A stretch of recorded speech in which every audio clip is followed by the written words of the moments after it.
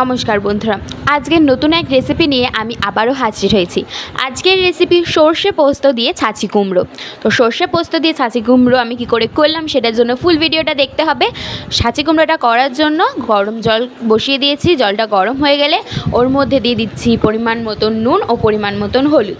দিয়ে কেটে রাখা ছাঁচি কুমড়োগুলোকে দিয়ে দিচ্ছি। ছাঁচি কুমড়োগুলোকে দিয়ে ঢাকনা বন্ধ করে রেখে দিচ্ছি সিদ্ধ হওয়ার জন্য।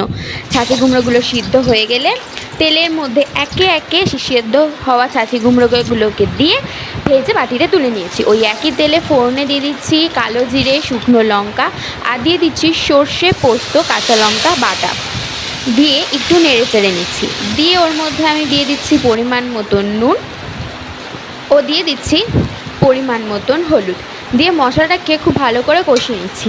বেশি কষাবো না, নাহলে তেতো হয়ে যাবে।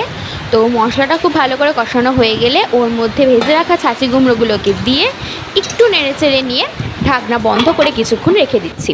ঢাকনাটা খুলে একটু নেড়ে চেড়ে নিলেই রেডি আজকের রেসিপি সর্ষে পোস্ত দিয়ে ছাঁচি কুমড়ো।